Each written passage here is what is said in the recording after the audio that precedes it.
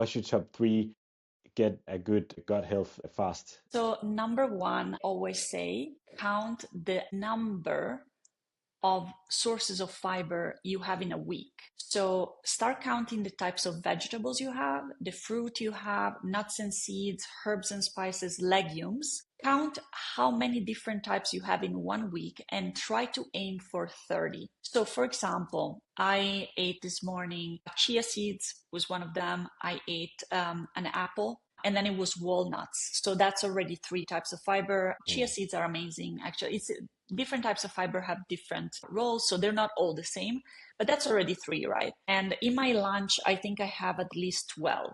So Wow. in one day, I will get to maybe 20 sometimes. When I started my journey, I had maybe 8, 10 in a week. So I was eating like tomato, cucumber, avocado, and like potatoes and two more or two, three more, right? So when you increase the diversity of fiber sources in your diet, you increase the diversity in your gut microbiome because different microbes thrive on different sources of fiber. So my challenge to you is try to count how many sources of fiber you have in a week and try to aim for 30. Try to go even beyond that.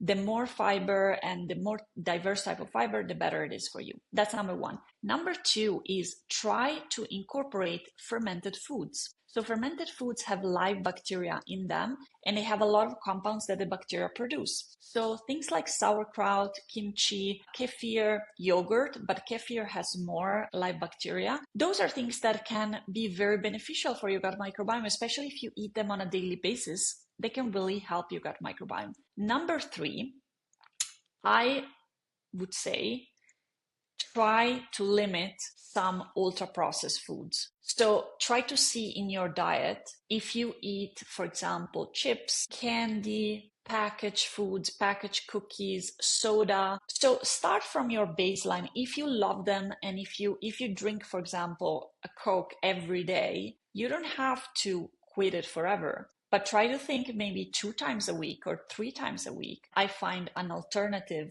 drink. I try to stop it. If I have, chips and I like my snacks, can I have nuts? Can I have like a different types of snacks? So try, from your baseline without aiming for perfection. Can you reduce those ultra processed foods? Because those ultra processed foods are very harmful for your health, for any organ, pretty much in your body. There was a study recently published it was one of the biggest studies that has ever been done on ultra processed foods. And it showed that it had profound health dangers for pretty much every organ in our body, our gut microbiome, our immune